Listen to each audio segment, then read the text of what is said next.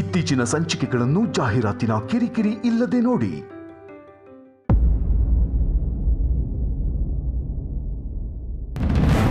ತುಳಸಿ ನಡಿ, ಇನ್ನೊಂದು ಕ್ಷಣನೂ ಇಲ್ಲಿರಬಾರ್ದು. ನಿದ್ರೆ ದತ್ತ ಆಗಿರೋದಿಲ್ಲ.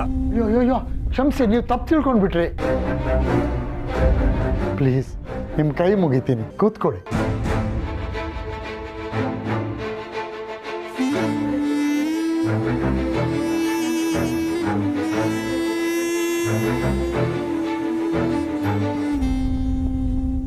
ಇರೋ ನಾನು ಒಬ್ಬನೇ, ವಯಸ್ಸಾಗಿದೆ, ಯಾವ ಗಳಿಗೆಯಲ್ಲಿ ಏನಾಗುತ್ತೋ ಏನೋ. ಯಾಕ್ರಿ ಹಾಗಂತೀರಿ? ಪಾಪಿ ಚಿರಾಯು ಅಂತಾರೆ. ನಾವೆಲ್ಲ 100 ಕಾಲ ಬಾಳ್ತೀವಿ ಅಂತ ಅಂದ್ಕೊಳ್ಳಿ. ನನಗೂ ಆಸೆನೇ, ಆದರೆ ಆರೋಗ್ಯ ಕೇಳಬೇಕಲ್ಲ. ಅದಕ್ಕೆ ನಾವು ಆರೋಗ್ಯವಾಗಿರ್ಬೇಕಾದ್ರೇ ನಮ್ಮ ಆಸ್ತಿ ನಮ್ಮ ಮಕ್ಕಳ ಕೈಗೆ ಸೇರಿದ್ರೆ ನಮಗೂ ನೆಮ್ಮದಿ.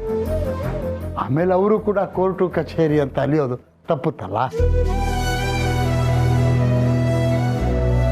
ಇದಕ್ಕೋಸ್ಕರ ಹೇಳಿದೆ. ಅದು ಬಿಟ್ಟರೆ ನಿಮ್ಗೆ ಅವಮಾನ ಮಾಡೋ ಉದ್ದೇಶ ನನಗಿರಲಿಲ್ಲ. ಎಲ್ಲ ಕೊಟ್ಬಿಟ್ಟು ನೀವೇನು ಮಾಡ್ತೀರಿ? ಬೀದಿಲಿ ಬಂದು ನಿಲ್ತೀರಾ? ವಯಸ್ಸಾದ ಕಾಲದಲ್ಲಿ ಕೈ ತುಂಬ ದುಡ್ಡಿರಬೇಕು, ಇಲ್ಲ ಒಳ್ಳೆ ಮಕ್ಕಳು ಜೊತೆಲಿರಬೇಕು.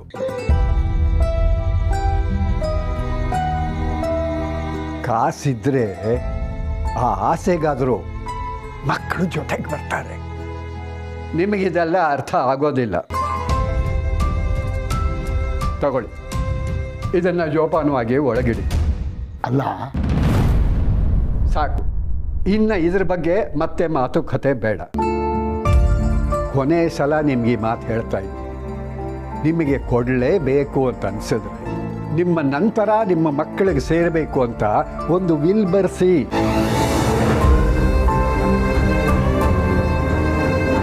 ನೀವಿರೋವರೆಗೂ ಇದೆಲ್ಲ ನಿಮ್ಮದೇ. ಒಳ್ಳೆತನ ಇರಬೇಕು ನಿಜ, ಆದರೆ ನಮ್ಮನ್ನು ಬೀದಿ ಪಾಲ್ ಮಾಡೋಷ್ಟು ಇರಬಾರ್ದು.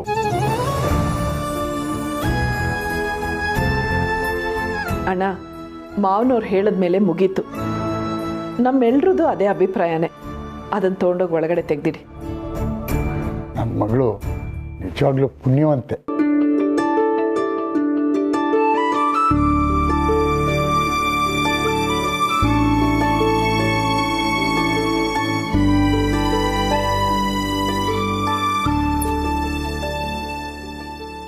ಹುಷಾರು, ಟೈಮಿಗೆ ಊಟ ಮಾಡು. ಟ್ಯಾಬ್ಲೆಟ್ಸ್ ತಗೊಳ್ಳೋದು ಮರಿಬೇಡ. ಟೈಮ್ ಆಯಿತು.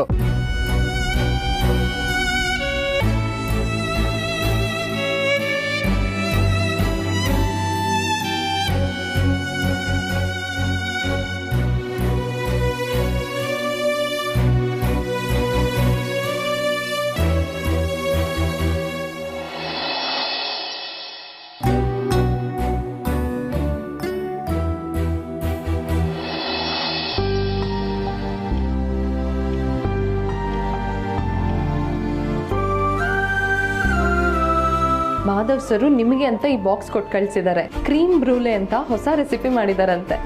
ಟೇಸ್ಟ್ ನೋಡಿ ಫೋನ್ ಮಾಡಕ್ ಹೇಳಿ ಅಂತ ಅವ್ರ ನಂಬರ್ ಕೊಟ್ಟಿದ್ದಾರೆ. ನಿಮ್ಗೆ ಅವ್ರ ನಂಬರ್ ಕಳ್ಸಿರ್ತೀನಿ, ಮರೀದೆ ಫೋನ್ ಮಾಡಿ. ಪುಟ್ಟ ಕೇಳಕ್ ಮೊದ್ಲೇನೆ ಫೋನ್ ಮಾಡ್ಬಿಡ್ಬೇಕು. ಆದ್ರೆ ಫೋನ್ ಮಾಡಿ ಏನ್ ಮಾತಾಡ್ಲಿ?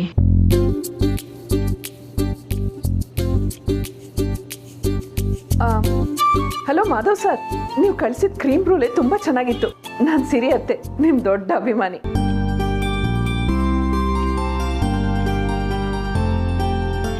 ಹಲೋ ಮಾಧವ್ ಸರ್, ನೀವು ಕಳಿಸಿದ ಕ್ರೀಮ್ ಬ್ರೂಲೆ ತುಂಬಾ ಚೆನ್ನಾಗಿತ್ತು.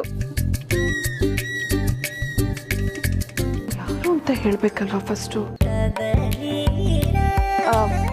ನಾನು ಸಿರಿ ಅತ್ತೆ, ನಿಮ್ಮ ದೊಡ್ಡ ಅಭಿಮಾನಿ. ನೀವು ಕಳಿಸಿದ ಕ್ರೀಮ್ ಬ್ರೂಲೆ ತುಂಬಾ ಚೆನ್ನಾಗಿತ್ತು.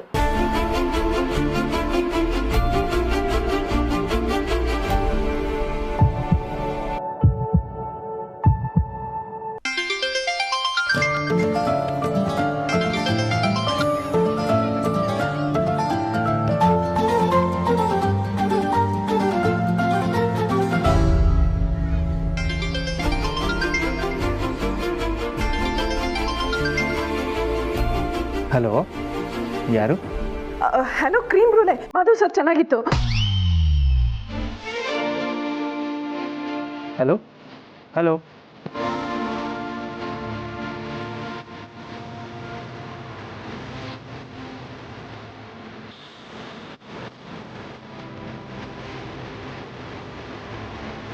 ತುಳಸಿ,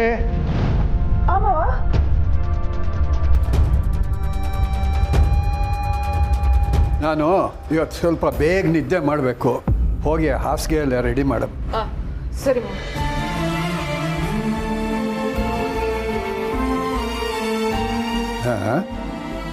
ತರಕಾರಿಗಳು ಎಲ್ಲ ಫ್ರಿಡ್ಜಲ್ಲಿ ಇಡಬೇಕಾದ ಇಲ್ಲಿಟ್ಬಿಟ್ಟು ಹಾಳು ಮಾಡ್ತಾರೆ.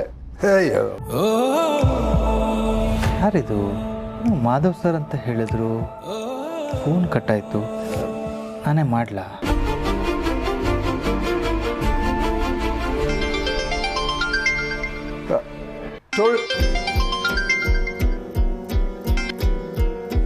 ಹಲೋ ಹಲೋ, ಯಾರು ಮಾತಾಡ್ತಿರೋದು?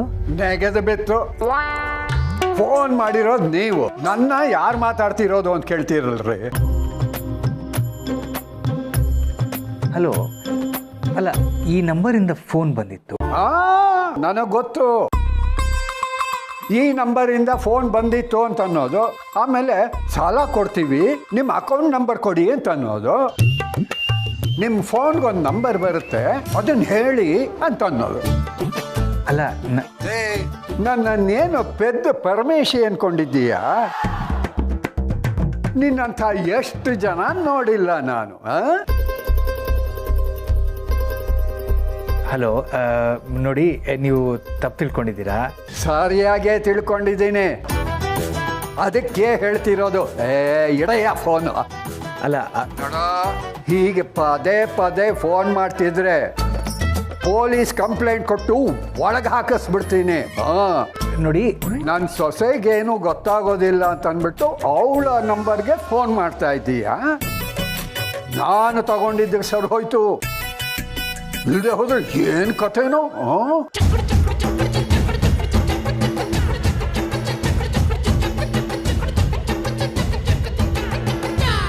ನೋಡಿ ಸ್ವಾಮಿ, ನಾನಂಥವನಲ್ಲ.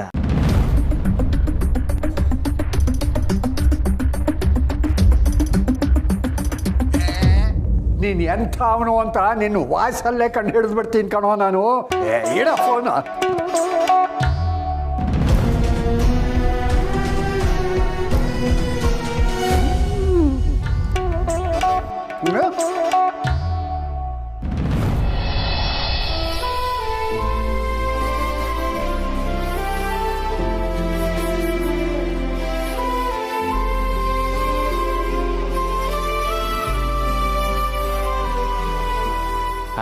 ಯಜಮಾನ್ರೆ, ಥ್ಯಾಂಕ್ ಯು ರಾಮಣ್ಣ.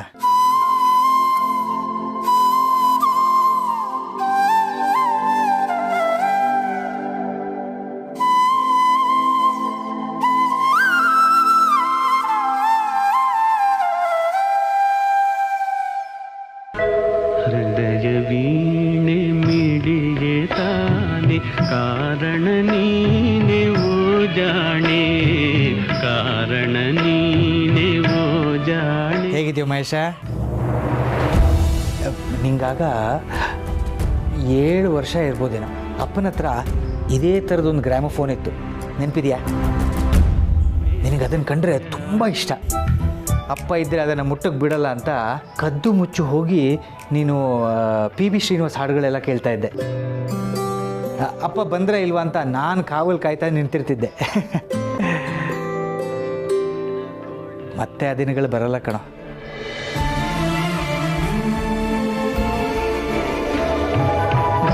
ದಿನ ಕೊಳ್ಳಲು ಗಾನದ ಹೊನ ನೋಡು, ಹಾಡು ನಿಂದೆ, ಗ್ರಾಮಫೋನು ನಿಂದೆ, ಎಲ್ಲ ನಂದೇ ಅಂತ ಹೇಳೋಕ್ಕಾದ್ರೂ ಒಂದ್ಸಲ ಮಾತಾಡ್ಬಿಡೋ. ನಿನ್ನೆ ಇದನ್ನು ಆರ್ಡ್ರ್ ಮಾಡುವಾಗ ನಿನಗೆ ಸರ್ಪ್ರೈಸ್ ಕೊಡೋಣ ಅಂತಿದ್ದೆ, ಆದರೆ ನಿನ್ನ ಕಣ್ಣೆಲ್ಲ ಸರ್ಪ್ರೈಸ್ ನೋಡೋದಿನ್ನು ಯಾವಾಗಲೂ ನೋಡೋದೇ ಇಲ್ಲ ಅನ್ನಿಸ್ತಿದೆ ಬಾಬಾ.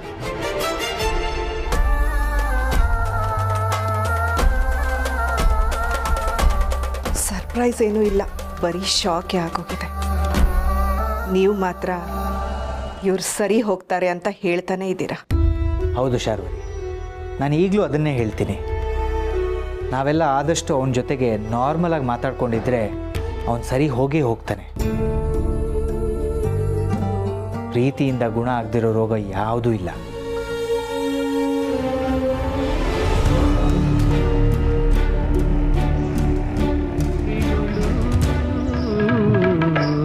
ಅವ್ರ ಕೆಲಸ ಮುಗಿಯಲ್ಲ ಪಾಪಮ್ಮ. ಈ ಸಲ ನಾನು ಅವ್ರನ್ನ ಕರ್ಕೊಂಡು ಹೋಗೇ ಹೋಗ್ತೀನಿ. ಪೂರ್ಣಿ,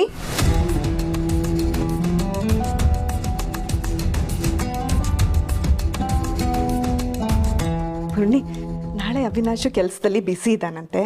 ನಿಂಗೆ ನಾಳೆ ಸ್ಕ್ಯಾನಿಂಗ್ ಇದೆಯಲ್ಲ, ನನ್ನನ್ನು ಕರ್ಕೊಂಡು ಹೋಗು ಅಂತ ಹೇಳಿದ್ದಾನೆ. ನಾಳೆ ಬೆಳಿಗ್ಗೆ ರೆಡಿ ಆಗಿಬಿಡು. ಪರವಾಗಿಲ್ಲ ಅತ್ತೆ, ನಾನು ಅವ್ರನ್ನ ಕನ್ವಿನ್ಸ್ ಮಾಡಿ ಅವ್ರ ಜೊತೆನೇ ಹೋಗಿ ಬರ್ತೀನಿ. ಇಲ್ಲ ಪೂರ್ಣಿ, ಅಷ್ಟು ಇಂಪಾರ್ಟೆಂಟ್ ಇಲ್ಲ ಅಂದಿದ್ರೆ ಅವ್ನು ಖಂಡಿತ ನಿನ್ನ ಜೊತೆ ಬರ್ತಿದ್ದ ಅಲ್ವಾ. ಒಂದು ಕೆಲಸ ಮಾಡು ಪೂರ್ಣಿ, ಮಾವ ಫ್ರೀ ಇದ್ರೆ ಅವ್ರ ಜೊತೆನೇ ಹೋಗ್ಬಾ, ಆಗ್ಬೋದಾ? ಅಲ್ಲ ಶಾರ್ವರಿ, ಓ, ಬ್ಯುಸಿ ಇದ್ದೀರಾ ಭಾವ? ಬ್ಯುಸಿ ಅಂತಲ್ಲ, ಬ್ಯುಸಿ ಇದ್ದರೂ ಮಗಳಿಗೋಸ್ಕರ ಫ್ರೀ ಮಾಡ್ಕೊಳ್ಳೋದು ದೊಡ್ಡದಲ್ಲ. ಆದರೆ ಅವಿನಾಶ್ ಅಷ್ಟೇನಾ? ಅವನಿಗೆ ತಿಳಿದೇ ಇರೋ ಹಾಗೆ ನಾನು ನೋಡ್ಕೋತೀನಿ.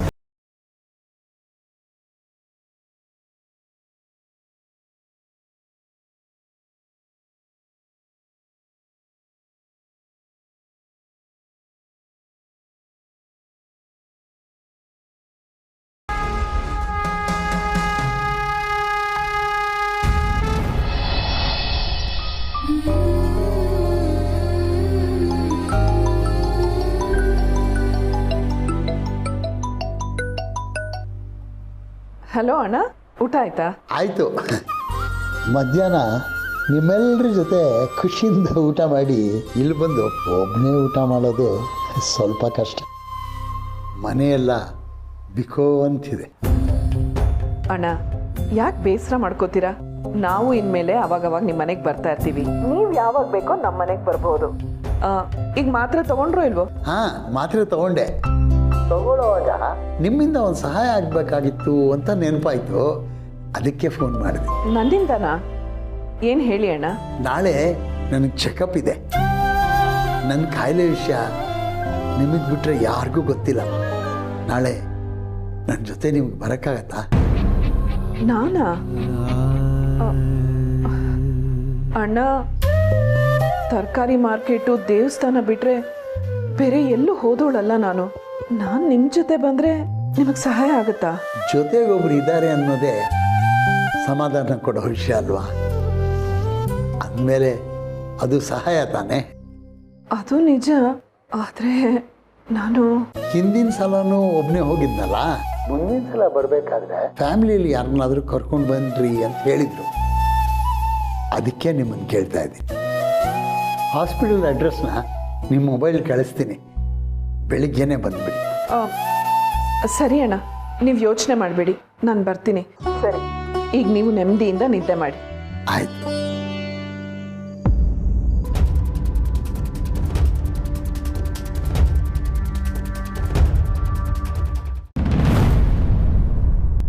ಏನಮ್ಮ, ಇನ್ನೂ ಮಲಗಿಲ್ವಾ ನೀವು?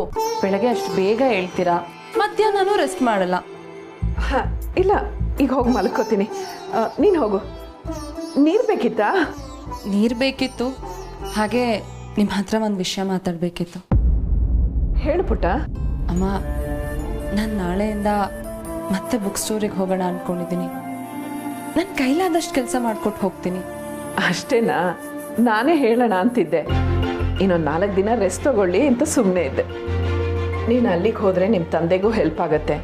ಮನೇಲೇ ಇದ್ರೆ ಬೋರ್ ಆಗತ್ತಲ್ವಾ? ಥ್ಯಾಂಕ್ಸ್ ಅಮ್ಮ, ಎಷ್ಟು ಬೇಗ ಅರ್ಥ ಮಾಡ್ಕೊಂಡ್ಬಿಟ್ರಿ. ಅರ್ಥ ಮಾಡ್ಕೊಳಕ್ಕೆ ಏನಿದೆ ಪುಟ್ಟ? ನಮ್ಮ ಮನೆ ಸೊಸೆ ನೀನು ಅಂತ ನಿನ್ನ ಜುಟ್ಟು ನನ್ನ ಕೈಯಲ್ಲಿ ಇರಬೇಕು ಅಂತ ಅನ್ನೋಕ್ಕಾಗತ್ತಾ? ಓದ್ದೋಳು ನೀನು, ನಿನಗೆ ಅದ ಆಸೆ ಕನಸುಗಳಿರುತ್ತೆ. ನಿನಗೆ ಹೇಗೆ ಬೇಕೋ ಹಾಗಿರು. ಆದರೂ ಒಂದು ಮಾತು ಬೆಳಗ್ಗೆ ಮಾವನವ್ರ ಹತ್ರ ಮಾತಾಡೋಣ, ಅವ್ರು ಏನು ಹೇಳ್ತಾರೆ ಅಂತ ಕೇಳೋಣ, ಸರಿನಾ? ಆಯ್ತಮ್ಮ.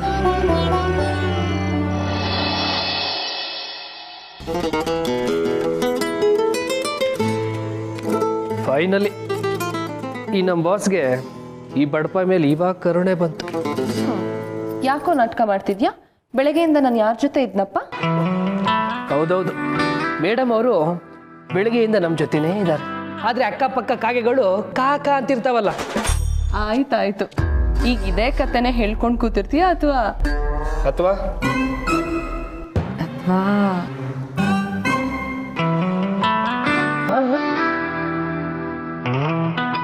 ಅಥವಾ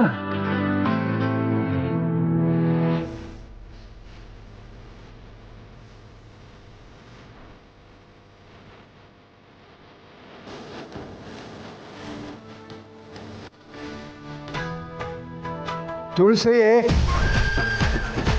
ನಮ್ಮ ಮನೇಲಿ ಗನ್ನು ಇಲ್ಲ, ದೊಡ್ಡ ಆದ್ರೂ ಕೊಡೆ. ಹಾಗೆಲ್ಲ ಹೇಳ್ಬಾರ್ದು, ಸುಮ್ಮನೆ ಇರು. ಅವ್ರಿಗೆ ಹೊಡಿಯಕ್ಕಲ್ಲ, ನನಗೆ ಹೊಡ್ಕೊಳಕ್ಕೆ.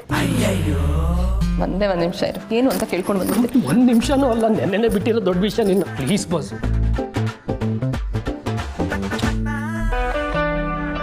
ನನ್ನ ಬಂಗಾರ. ತಾತ, ತುಳಸಿ, ನನ್ನ ಅಮೃತಾಂಜನ ಡಬ್ಬಿ ಎಲ್ಲಮ್ಮ. ತಾತ, ಅಮೃತಾಂಜನ್ ಡಬ್ಬಿ ನಿಮ್ ದಿಮ್ ಕೆಳಗೆ ಇಟ್ಟಿದ್ದೀನಿ. ಅಯ್ಯೋ, ಅದಿಲ್ಲಮ್ಮ, ಅಲ್ಲಿ ನಿಂಗೆ ಗೊತ್ತಾಗೋದಿಲ್ಲ. ತುಳಸಿನ ಕಡೆ ಇಲ್ಲ ತಾತ, ನಾನೇ ಇಟ್ಟಿದ್ದೀನಿ, ತೋರಿಸ್ತೀನಿ. ನಡೀರಿ, ನಾನು ತೋರಿಸ್ತೀನಿ, ನಡೀರಿ. ಎಲ್ಲಿ ನಾ ಹುಡುಕಿದ್ದೀನಿ, ಸಿಕ್ಕಿಲ್ಲ ನನಗೆ. ನೀ ಏನಮ್ಮ ಮಾವ? ನಿಮ್ಮ ಮಾವನ್ಗೆ ಇಷ್ಟು ದಿನ ಸೊಸೆ ಕೈಲಿ ಸೇವೆ ಮಾಡಿಸ್ಕೊಂಡಿದ್ದು ಸಾಕಾಗಿಲ್ವಂತೆ. ಅದಕ್ಕೆ ಈಗ ಮೊಮ್ಮಗಳ ಕೈಲಿ ಸೇವೆ ಮಾಡಿಸ್ಕೊತಾ ಇದ್ದಾರೆ.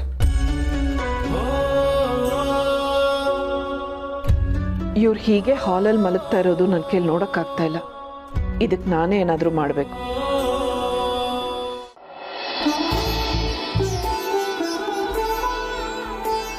ಪಾಪು, ಹುಷಾರು. ಸರಿ, ಬಾಯ್. ಬಾಯ್ ಬಾಸು.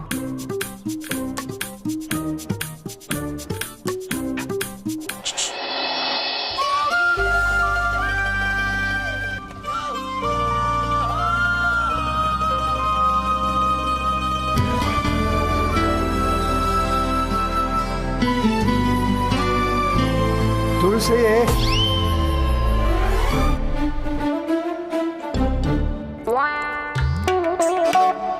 ತುಳಸಿ, ಟೀಗೆ ಏಲಕ್ಕಿ ಹಾಕಿಲ್ವಾ? ಮಾವ, ಅದು ಪುಟ್ಟ. ತಾತ, ಟೀ ಮಾಡಿದ್ ನಾನು. ಸಾರಿ, ಮರ್ತೋಯ್ತು. ಮರ್ತು ಬಿಟ್ಟೆ. 60ಕ್ಕೆ ಅರಳು ಮರಳು ಅಂತಾರೆ. ಈಗಲೇನಾ? ಏಲಕ್ಕಿ ತಂದ್ಕೊಡ್ಲಾ? ಹಾಂ, ತಗೊಂಡು ಬಾ. ನಾನೇ ಕುಟ್ಕೊಂಡು ತಿಂತೀನಿ.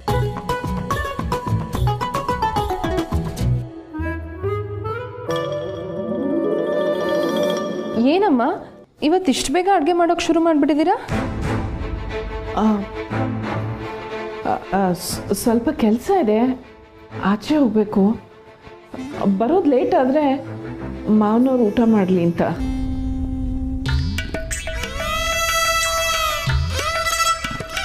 ಮುಂಡ ಮೋಸ್ತ. ಈಗ ವೃಶ್ಚಿಕ ರಾಶಿ ದಿನ ಭವಿಷ್ಯ. ಇದೇನ್ರಿ ಇದು? ನಿಮ್ಮ ಗೆರೆ ಹೀಗಿದೆ. ಟಿವಿಲಿ ಕಾಣುತ್ತಾ? ಇತ್ತೀಚೆಗಷ್ಟೇ ನಿಮ್ಮ ಮನೆಗೆ ಯಾರಾದರೂ ಬಂದು ಸೇರ್ಕೊಂಡಿದ್ರೆ ಸ್ವಲ್ಪ ಹುಷಾರಾಗಿರಿ. ಅಮ್ಮ, ತಾತನ ಹತ್ರ ಬುಕ್ ಸ್ಟೋರ್ಗೆ ಹೋಗೋ ವಿಷಯ ಇನ್ನೂ ಮಾತಾಡಿಲ್ಲ. ಈಗ ಹೇಳ. ಹೂ ಪುಟ್ಟ, ಇರು, ನಾನು ಬಂದೆ.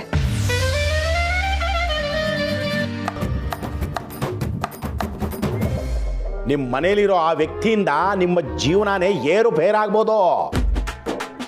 ನೀವು ನಿಮ್ಮ ಹಠಮಾರಿತನ ಸ್ವಲ್ಪ ಕಡಿಮೆ ಮಾಡ್ಕೊಳ್ಳದೆ ಇದ್ರೆ ಹಗ್ಗ ತಗೋಬೇಕಾಗತ್ತೆ.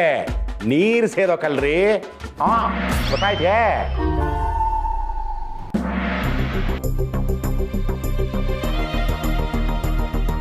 ನೋಡಿ, ಇದನ್ನ ಹುಡುಗಾಟಿಕೆ ಅಂತ ತಗೋಬಾರ್ದು. ನನ್ನ ಮಾತು ಏನಾದರೂ ಕೇಳದೆ ಇದ್ರೆ ತಾವೆಗಳ ಮುಂಡ ಮೋಚ್ಕೊಂಡು ಹೋಗ್ತೀರಿ.